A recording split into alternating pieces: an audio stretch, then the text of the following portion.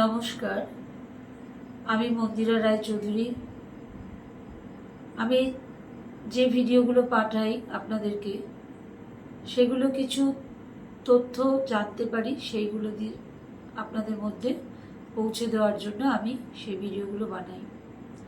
আজ ভিডিওটা বানাতে বসে মনটা বড়ই ভারাক্রান্ত। আজকে আমাদের অনেক লড়াইয়ের ফলে যে মোবাইলটা আদায় করা গেছে, আমি কালকে আগের দিনকেই বলেছিলাম যে একটা অবসান হলো, কিন্তু ওই বলে না হয়েও হয় না। তো সেখানটায় আজকে প্রত্যেকে সিডিপিও অফিসগুলোতে যান এবং সেখানটায় মোবাইলটা দেওয়ার আগে মোবাইলটা অর্থাৎ মোবাইলের টাকাটা প্রত্যেকটা অঙ্গনওয়াড়ি দিদিদের অ্যাকাউন্টে ঢুকিয়ে দেওয়া হলো। কিন্তু তখনও দিদিরা কিন্তু অঙ্গীকারবদ্ধ হননি যে তারা সমস্ত প্রতিশ্রুতি মেনে নিয়েছে।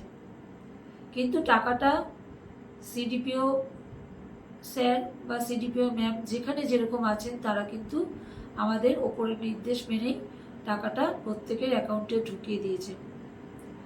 একবার ভেবে দেখবেন, কারোর অ্যাকাউন্টে কিছু দিতে গেলে তার পারমিশন নিতে লাগে।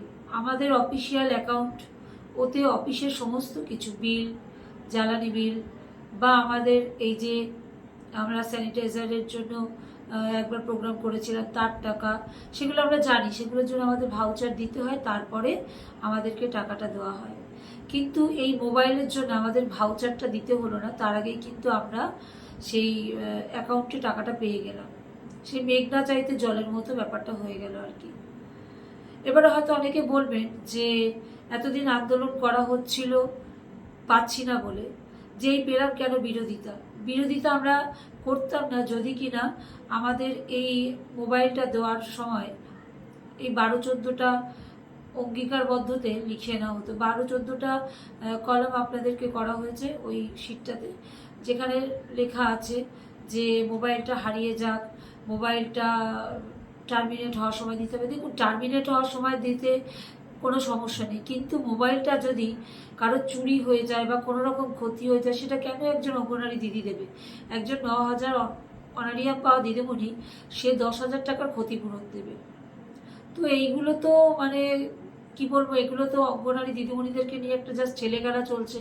তবে প্রত্যেককেই বলবো, মোবাইলটা নিয়ে নেবেন, মোবাইল নেবেন, কিন্তু যে অঙ্গীকারবদ্ধ যে আমরা হব সেই জায়গাটাতে অফিসে গিয়ে প্রত্যেকে সই করে আপনারা প্রত্যেকে যে যার অফিসে যান এবং সামনেই আমাদের সেক্টর মিটিংগুলো আছে, যেহেতু রিপোর্টগুলো তুলবেন সুপারভাইজার দিদিরা, সেখান থেকে প্রত্যেকটা মেয়ের কাছ থেকে আপনারা সই করিয়ে একটা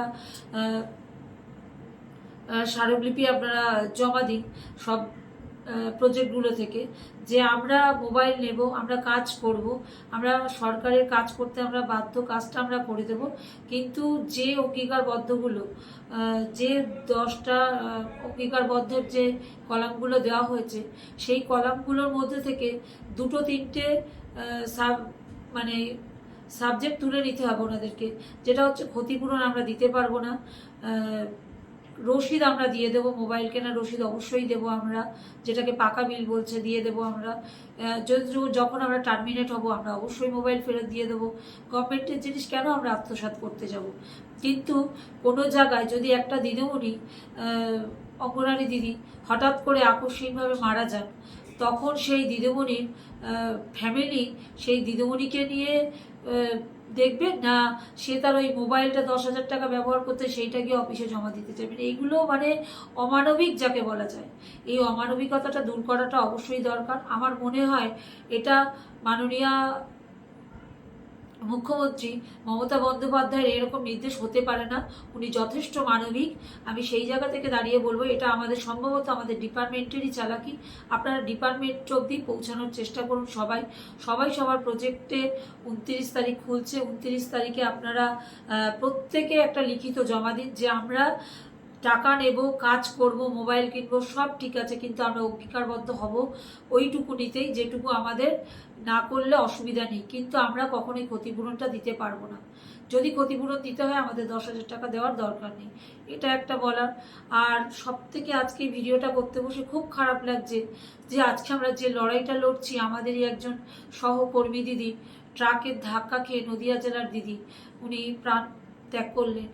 তো মানে সেই একটা রবীন্দ্রনাথের গান আছে, যে পথে যেতে হবে সে পথে তুমি একা।